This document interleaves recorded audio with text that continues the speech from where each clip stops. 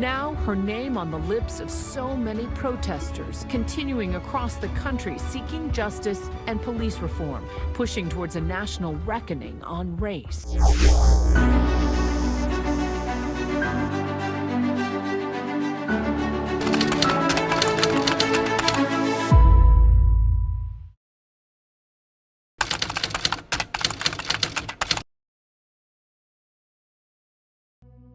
When 7 officers begin the raid at 12:40 a.m, they notice the lights are off, except for the flicker of a TV in a bedroom.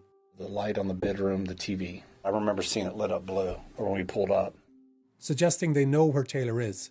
In less than 3 minutes, she would be fatally shot. Inside, Taylor had dozed off while watching a movie with her boyfriend, Kenneth Walker. Adjacent is the bedroom of Taylor's sister, but she's not home. A hallway from the bedrooms leads to a living area, and the apartment's entrance is in this breezeway. The only light is this lamp opposite her door, where now the police begin to stack. The police are supposed to be conducting a knock-and-announce raid, but that's not what Mattingly says happens at first. We didn't announce the first couple because our intent was to give her plenty of time to come to the door. Inside, Taylor wakes up. So it's a loud bang at the door. She pops up out of her sleep. It scared her to death. Me too. Like, who is that?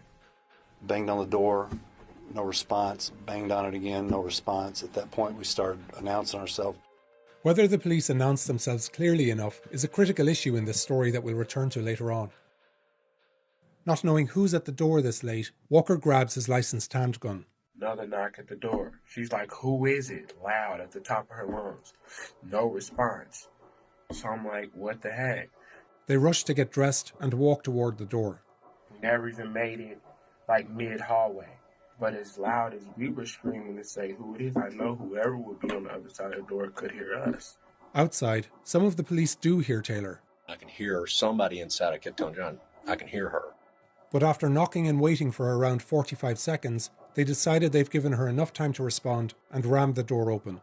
The last time, I just said, let's just hit it. And that's when we did the, police search warrant.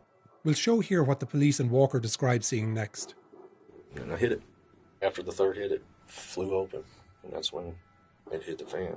As we're coming to the door like comes off the hinges like an explosion. Mattingly steps into the doorway from. I could see down the hallway, and there's the male and a female, side by side, shoulder to shoulder, almost like they were together.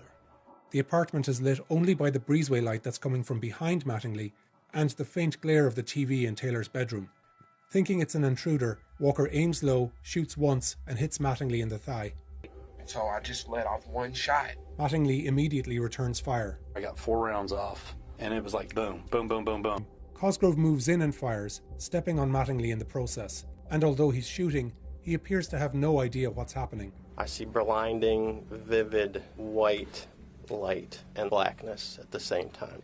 I don't hear any gunfire at all, ever. And I did not have any pain sensation or any recollection that I'm firing. He continues shooting blindly until he runs out of ammunition, a total of 16 rounds. If you told me I didn't fire a gun, I'd be like, okay, I believe you. Where the man, his 2-year-old daughter, and babysitter waited. 3 more shots go into the living room wall to the right. And the officers fire 13 rounds down the hallway where Taylor and Walker stood.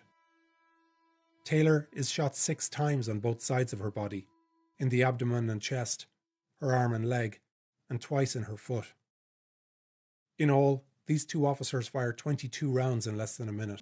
Months later, when Attorney General Daniel Cameron presented the charges against Hankison and said that Mattingly and Cosgrove's actions were justified, he emphasised that police did properly announce themselves. Evidence shows that officers both knocked and announced their presence at the apartment. But actually, the evidence is far from clear. In 911 calls immediately after the shooting, Taylor's neighbours don't know police are carrying out a raid. Please get a police out here. They are shooting bad.